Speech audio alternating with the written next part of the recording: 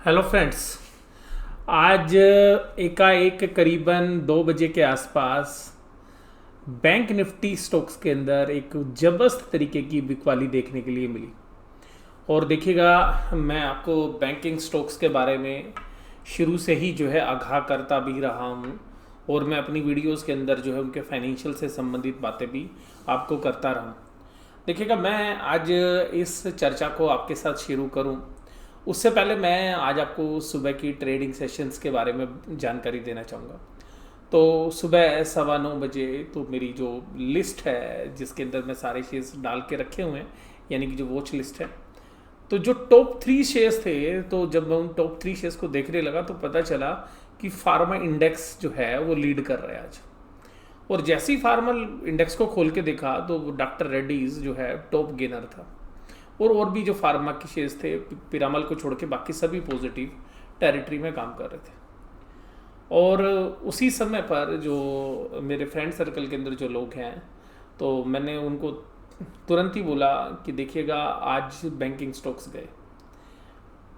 ये banking stocks क्यों गए, ये तो मैं इस चर्चा में बात ही करूंगा आपके साथ, लेकिन ये गए क्यों ये चर्चा का विषय तो था ही। लेकिन सबसे पहली बात है कि अपने एक्सपीरियंस से मुझे पता चला कि अगर फार्मा में इतनी ज़बरदस्त तेज़ी है तो ये इस बात का इंडिकेशन है कि इंडेक्स मैनेजमेंट हो रही है, निफ्टी को ऊपर लेके जाया जाएगा, खींचा जाएगा। और यहाँ पर फिर मेरी नज़र पड़ी रिलायंस में, तो रिलायंस फ्लैट था तो वहाँ पे ज़्यादा जान थी नहीं। और फिर मैंने देखा कि बैंक जो है सुबह से ही कमज़ोर हो गए, और आज बैंकों के अंदर जो बिकवाली थी वो शुरू से 2 दिग्गज बैंक यानी कि एचडीएफसी बैंक और कोटक महिंद्रा बैंक के अंदर थी। तो फिर मैंने बैंक निफ्टी का एनालिसिस किया तो वहाँ पे मैंने पाया कि आज बैंक के अंदर जो है वीकनेस है, और बैंक अपने ऊपर की जो लेवल्स थे करीबन जो है 22,500 के आसपास तक जो है बैंक निफ्टी ट्रेड कर रहा था, लेकिन वो ज़्यादा देर वहाँ पर अपने आप को एस्टेब्लिश नहीं कर पाया। और ज़्यादातर जो समय था वो 22,330 22,340 यहीं पर ट्रेड कर रहा था, और बीच में एक बार जो है वो 22,240-30 तक के भी जो है लेवल उसने टच किए थे, और यहाँ पे जो है काफ़ी अच्छे से कंसोलिडेट कर रहा था। लेकिन वीकनेस जो थी वो कोटक महिंद्रा बैंक में बढ़ती जा रही थी, एचडीएफसी बैंक में बढ़ती जा रही थी, और ऊपर से बड़े सौदे जो है सेल होने के आ रहे थे, लेकिन इतने ज़्यादा नहीं आ रहे थे। लेकिन एकाएक जो है 2 बजे जब मार्केट टूटी, तो जब क्योंकि मैं जनरली बैंक निफ्टी को ट्रैक करता हूँ, तो बैंक निफ्टी में एकदम जो मेरी नज़र पड़ी तो 22,000 की जो लेवल है वो तोड़ दी, और 21,000 की लाइन में बैंक निफ्टी जाता हुआ नजर आया। अब यहाँ पर जो है हमने अपने जितने भी हमारे व्यूअर्स हैं जो फ्रेंड सर्कल में, तो मैंने उनको तुरंत जो है मैसेज किया, और मैसेज करने से पहले मैंने सोचा कि चलो एक बार टीवी देख ली जाए कि कोई न्यूज़ फ्लो तो नहीं है, क्योंकि जनरली मैं टीवी कम देखता हूँ। तो वहाँ पर जब मैंने टीवी चलाया तो मैं जी चैनल जो जी बिजनेस उसको चलाया, तो वहाँ पे देखा कि वहाँ पे जो एंकर है वो बात कर रहे हैं जी पाकिस्तान और इंडिया के बॉर्डर पर कुछ चीज़ें हो गई हैं, वहाँ पे जो झगड़ा हो गया है। फिर उसके बाद वो बताते हैं कि जी फुटसी के अंदर रीबैलेंसिंग हो रही है, और मुझे लॉजिक नहीं लगा, क्योंकि मार्केट के अंदर केवल बैंकिंग स्टॉक टूट रहे थे, उसके कारण से जो दूसरे शेयर्स जो है आपको वीक नजर आ रहे थे। फार्मा नहीं वीक हो रहा था उस समय पर भी, तो जो सेलिंग आई थी वो बैंकिंग स्टॉक्स के अंदर आई थी, और साफ साफ दिख रहा था कि बैंक निफ्टी है। बट वो मैं समझ ही नहीं पाया कि मैंने कहा ये एनालिसिस करने के लिए देख ही नहीं रहे हैं कि चैनल के ऊपर कि बैंक टूट रहे हैं, तो बैंकों से रिलेटेड इन्फॉर्मेशन क्या है। तो मुझे ये डाउट था कि जो है ये जो लोन मोरेटोरियम्स है इसके ऊपर जो इंटरेस्ट के ऊपर इंटरेस्ट लगाने वाली बात है, यानी कि जो कंपाउंडिंग ऑफ इंटरेस्ट वाली बात है, वहाँ पे शायद रिलीफ मिलता हुआ नजर आएगा। तो ये हमने जो है अपने व्यूअर्स को इन्फॉर्म भी किया। तो देखिए यहाँ पर ये जो अब जब मैं ट्रैक कर रहा था आपसे वीडियो बनाने से पहले, तो मैंने कहा कि ये न्यूज़ होनी तो इस तरीके की चाहिए। तो देखिएगा ईटी प्राइम के ऊपर जो है इन्फॉर्मेशन मिली कि लोन रिपेमेंट मोरेटोरियम महेशी पैनल में suggest relief on compound interest. तो ये सूचना जो है दोपहर के अंदर जो है हमें लगता है कि जो बड़े प्लेयर्स थी उनके पास आई, और उन्होंने बैंक निफ्टी के स्टॉक्स के अंदर जब के यानी कि आप कह सकते हैं जबरदस्त वाली जो है दब के जो है सेलिंग वहाँ पे की, और बहुत बड़े फ्यूचर्स के सौदे वहाँ पे सेल हुए, और वो सौदे बना के जो है निकल गए। हालांकि देखिएगा फिर जब नीचे गिरता है तो एक गोरिल्ला ट्रेडिंग तो होती है नीचे से, जब भी कभी ऊपर से प्रेशर आता है, हैमर पड़ता है, तो एक बाउंस जो है आता ही है। लेकिन ये बढ़िया रहा कि टेक्निकली 22,000 के ऊपर जो है बैंक निफ्टी जो है क्लोज होने में कामयाब रहा। अब देखिएगा यहाँ पे आज की डेट में क्या, कि अब मैं फार्मा के ऊपर भी आज आपके साथ बात करूंगा। देखिएगा फार्मा सेक्टर्स पे मैंने भी खूब आपके साथ जो है बात की, और लेकिन मैंने मार्च के अंदर आपसे बात की थी, और मार्च के अंदर मैंने कहा था कि ये फार्मा जो है ये बहुत अच्छी रैली दे सकता है, मार्च में भी अप्रैल में भी, और वहाँ से बहुत अच्छी रैली दी है। मुझे अभी फार्मा जो है काफ़ी जो है महंगा लगने लगे। कुछ फार्मा को छोड़ दें तो मोस्टली जो फार्मा स्टॉक्स हैं उनके अंदर वैल्यूएशंस जो है काफ़ी रिच हो गई है। तो आप देखिएगा, थोड़ा केयरफुली देखिएगा, क्योंकि कभी कभी जो फार्मा में फंसेंगे तो आप निकल नहीं पाएंगे एक लंबे समय तक, क्योंकि कोविड के नाम पर जो स्टोरी चल रही है वो वास्तव में बैलेंस शीट में सस्टेन करेगी नहीं करेगी, आने वाला समय बताएगा। और तो अभी देखिएगा, आप कहीं पर भी देखिएगा, कोई भी टॉम डिक एंड हैरी कहीं पर भी आप बोलिएगा तो वो फार्मा स्टॉक से आपको सजेस्ट करेंगे। इसके अलावा जो मैं आपके साथ इस सडन रिएक्शंस की बात करूंगा, तो ये मैंने आपके साथ बात की कि मीडिया में क्या चल रहा था। तो उसके बाद जो है मुझे ये जो भी वीडियो मैं आपके साथ बात कर रहा हूँ, तो मुझे वहाँ पे जब मैं वीडियो देख रहा था, यानी कि चैनल देख रहा, तो मुझे एक ही बात समझ में आई। मैंने कहा एंकर से मेरे मन में बात आ रही थी कि इधर उधर की बात ना कर, बताइए कि कारवा क्यों लूटा। तो कारवा क्यों लूटा ये तो बात ही नहीं हो रही थी। चलिए जी, तो ये तो थी बात। अब ये जो न्यूज़ फ्लो है ये बाद में अभी जो है पब्लिक डोमेन में भी आ गया। तो अब देखिएगा ये जो गिरावट हुई ना, मैं पहले इसके बारे में भी आपके साथ बात करता हूँ। देखिएगा, आपको लगता होगा कि एकदम ही ऊपर से गिरावट ऐसे आती है और फिर दोबारा से ऊपर चली जाती है। ये देखिएगा, कभी आप जो है नहाने गए हो कभी गंगा किनारे या हरिद्वार या गंगा में, जब आप डुबकी लगाते हो तो पहले क्या करते हो, थोड़ा पानी के अंदर पैर डाल के देखते हो दो चीज़ों के लिए।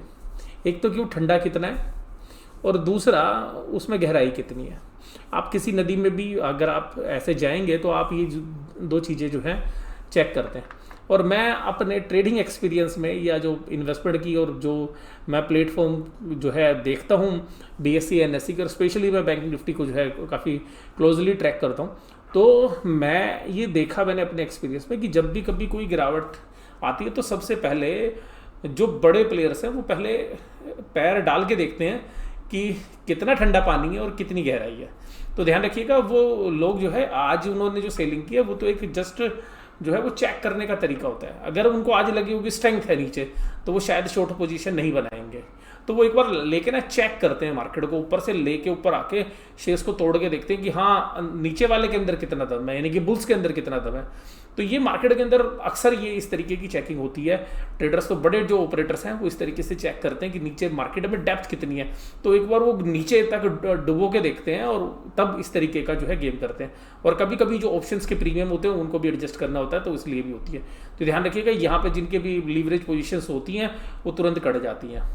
तो इसलिए मैं बोलता हूँ कि जब भी लीवरेज पोजीशंस हो तो जो है प्रॉपर आपके पास जो है उसके पास मार्जिन्स आपके पास होने चाहिए। तो ये तो बात मैंने आपके साथ बताई।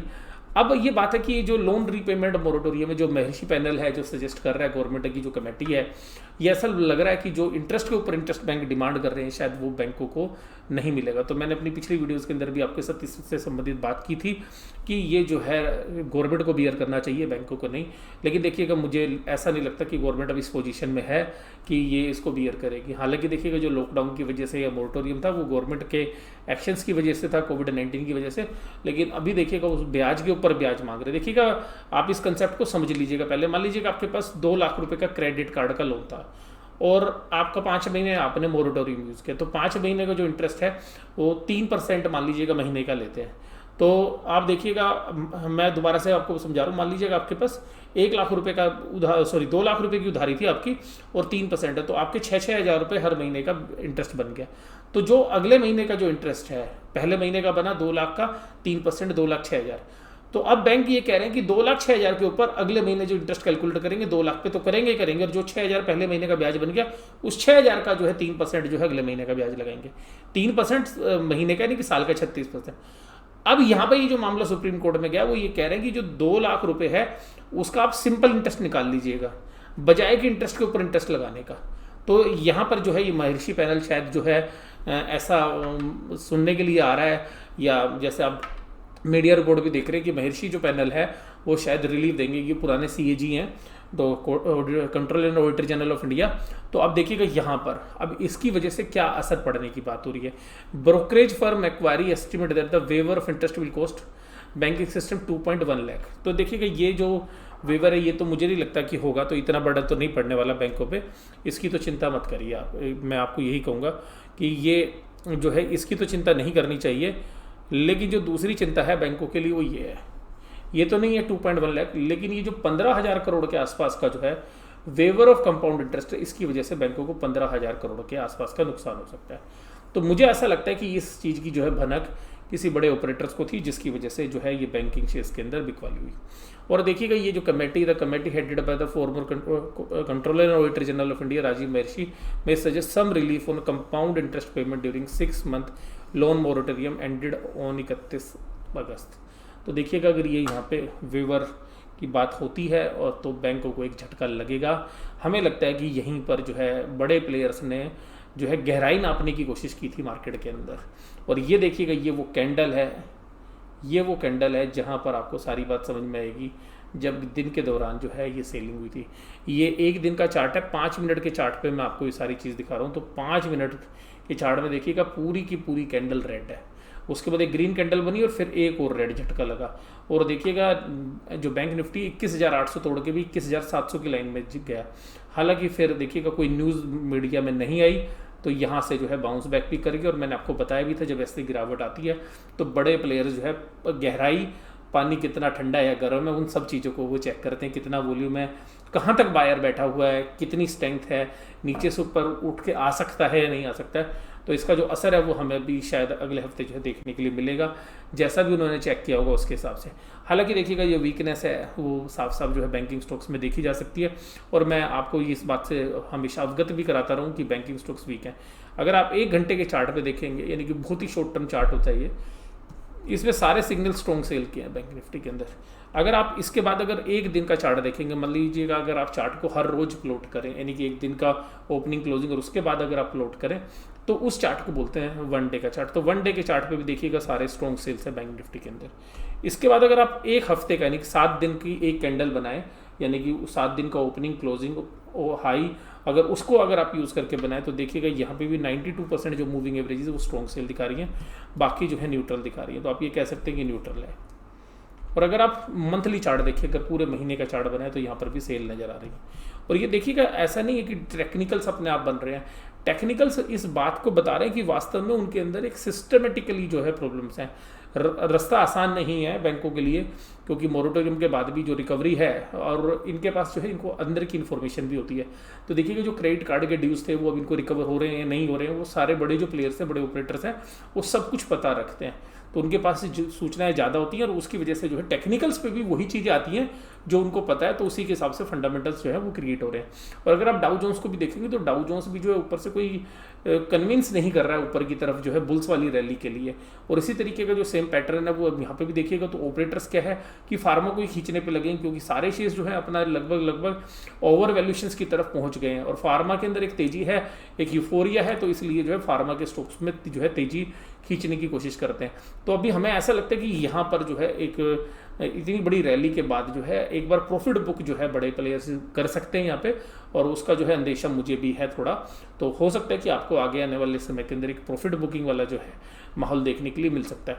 और आज देखिएगा मैंने जिन बैंकों की बात की तो वहाँ पर आप HDFC की बात मैंने की, तो देखिएगा आप यहाँ से मत देखिएगा कि क्लोज 2.28 हुआ है, आप हाई और लो देखिएगा, 1092 के हाई और 1047 के लो। अब ये 50 रुपये की जो गिरावट है ये करीबन 4.5% बनती है, तो 4.5% का स्विंग है ये देखिएगा आप। इधर IDFC फर्स्ट बैंक तो वीक हो गया था आज, बंधन बैंक तो शुरू से ही वीक चल रहा है। हालांकि बहुत सारे टीवी एनालिसिस्ट कल बाय करने के लिए बोल रहे थे बंधन को। अब देखिए कोटक महिंद्रा बैंक हाई देखिएगा 1314 रुपये, लो देखिएगा 1262 रुपये। तो यहाँ देखिएगा वॉल्यूम के साथ सेलिंग हुई है। ये देखिएगा RBL की बात करें 185 से 180, मैं ऐसे बैंकों की बात करूँ जिनका वेट है निफ्टी के अंदर। अब ये देखिएगा एक देखिएगा ये 196 रुपीज़ और 20 पैसे पैसा अड़ा हुआ था SBI की, आप ये नहीं कह सकते कि ये टूट जाएगा। और 189 के जो है लो लगा के आ गया। चेक कर लिया बड़े ऑपरेटर्स ने, भाई साहब कहाँ है कितना दम है इनके अंदर। इसी तरीके से सौदे जहाँ पे लगे हुए, इंडसइंड बैंक ने 600 रुपये, बहुत तगड़ी स्पोर्ट है ये। बहुत बार यहाँ पे अगर पिछले 15 दिन में देखेंगे तो 3 बार ये 600 रुपये को चेक करके आ चुका है। आप देखिएगा सबसे कम कमजोरी थी ICICI बैंक में और एक्सिस बैंक में। देखिएगा मैं आपको ये बोलूँगा कि ये दोनों बैंक आज पॉजिटिव खड़े थे, लेकिन इस गिरावट के अंदर ये भी जो है नीचे के लो लगा के आए, हालांकि ये तुरंत कवर करके ऊपर आ गए। तो इन दोनों बैंकों के अंदर तेजी थी और रीज़न भी यही है कि इन दोनों बैंकों के प्रोविजंस बहुत ज़्यादा हैं, इन्होंने काफ़ी प्रोविजंस बना भी रखे हैं। और दूसरी बात है कि ये चले भी नहीं हैं नीचे से। तो यहाँ पर अभी ये पूरे एनालिसिस के अंदर मैंने आपके साथ जो बातें की वो सीधा बैंकिंग सेक्टर से रिलेटेड थी और किस तरीके से जो है पूरा आज का गेम खेला गया वो मैंने आपके साथ बात करने की कोशिश की। आपको वीडियो कैसी लगी ज़रूर से ज़रूर आप मुझे बताइएगा, और इसी तरीके से आपके जो कमेंट्स हैं वो आप लिखते रहिएगा। उन कमेंट्स से मुझे भी बहुत कुछ सीखने के लिए मिलता है, और आप क्या देखना चाहते हैं वो भी मुझे पता रहता है। तो वीडियो देखने के लिए धन्यवाद। Thank you very much.